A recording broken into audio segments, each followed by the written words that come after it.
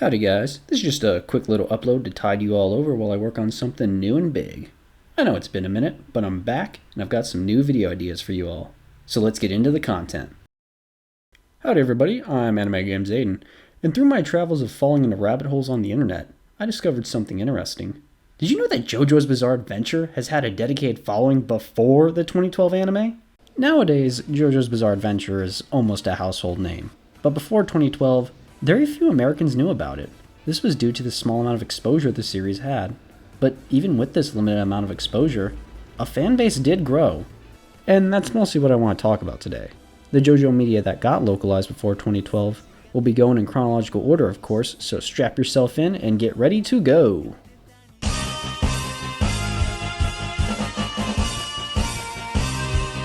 Ironically, just like Berserk, JoJo was introduced to the West with a Dreamcast game. JoJo's Bizarre Adventure Heritage of the Future was released on both the Dreamcast and PlayStation 1 in the year 2000.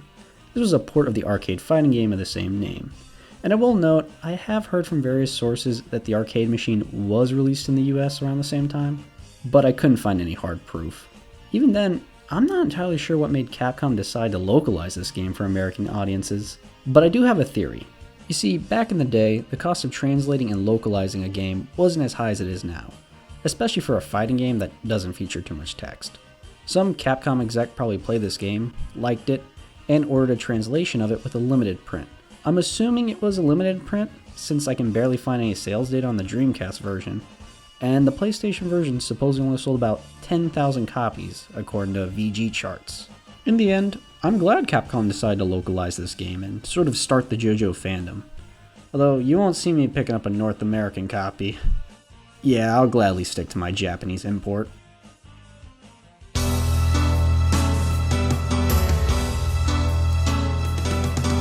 Okay, so you probably saw the title of this segment and got really confused.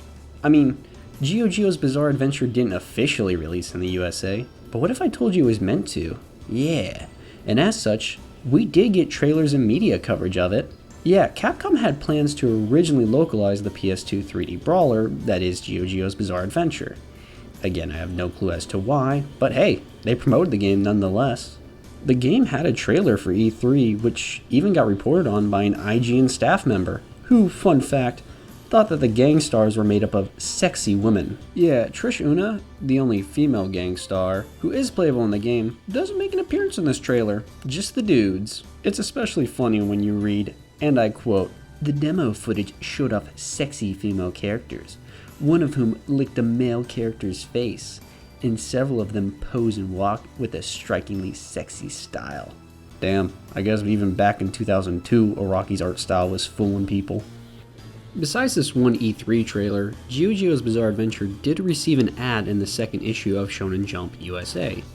It was a 2-page article on the game, but it did feature some interesting items of note. First, it straight up called Giorno a fop, which is just funny. Second, this was the first time we saw the proposed box art and what it would look like. Slightly different from the Japanese original. Third and finally, they actually used the correct band names when referring to stands, even making a comment about how the stands are named after your parents' music collection. The use of band names is actually kind of interesting because that's supposedly why the game didn't get localized.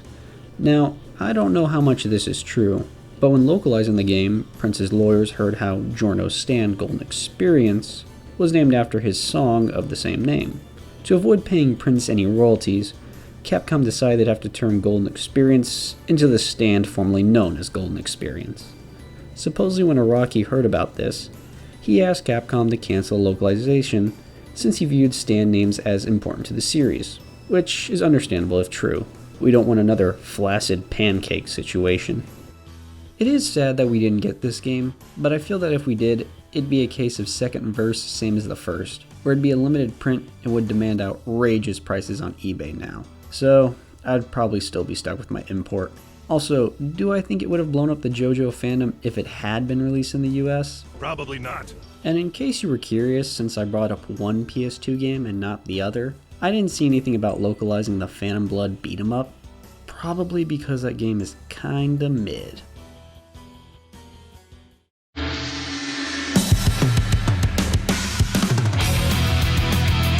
It's weird, I don't have a lot to say about the OVAs, but this is what I believe really started the JoJo fandom, especially when you hear how many old school JoJo fans adore this series. And it makes sense. This is a solid anime recap of Part 3. Yeah, it changes a couple things here and there, but overall it keeps the spirit of the original intact. The reason I feel that this is sort of the kickstart the JoJo fandom needed is because of how widespread the anime was, while also being an animated adaptation of the work.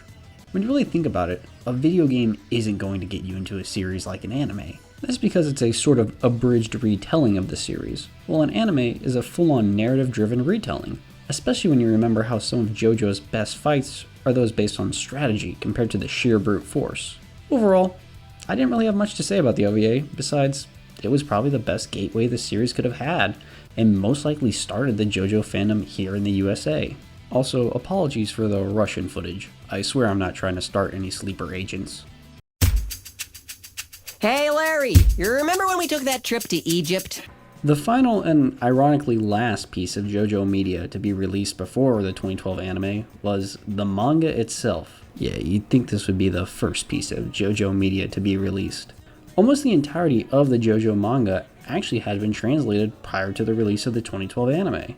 Yeah, the beginning up till Stone Ocean had been officially translated. It just happened to be only in French, which isn't a problem for someone who's bilingual like me. Oui monsieur, parlez français. Je m'appelle Anime Games Eden et j'ai étudié français pour 3 ans dans lycée et je voudrais une baguette et une cigarette. Yeah, I speak French, so what? Go fuck yourself. In English though, and more specifically the USA, Shonen Jump started translating the manga in 2005, starting with Part 3? Yeah, at first, this does seem like a stupid idea. I mean, why would you start a series in Part 3? What is this, some sort of Star Wars or something? Well, actually, this wasn't that bad of an idea when you really think about it. Back in the early 2000s, the manga scene wasn't what it is today. You know, where one series can outsell the entire comics industry. No, back in the early 2000s, comics were still going toe-to-toe with manga. And that meant that some series could be pulled before they finished their English run. Rest in peace, Katekyo Hitman Reborn. Now, most JoJo fans kinda agree that parts 1 and 2 are weak in comparison to the rest of the series. They're not bad, in fact I personally enjoy both of them, they just don't hit the same highs as the rest of the series. Especially in comparison to part 3, which is where you can argue the series really gets going. As such, Shonen Jump probably realized that it would be best to start with part 3. I mean, it's a solid part of the series, it introduces stands so readers won't get too confused, and it doesn't have many callbacks to the first 2 parts. And this all seemed to work. JoJo Part 3 actually did finish its original English run in the US. It didn't continue on to Part 4, or go back to cover parts 1 or 2, so I guess Shonen Jump just expected its readers to learn French or something. En français! And that's it for all the pre-2012 JoJo media. You probably know the story from here.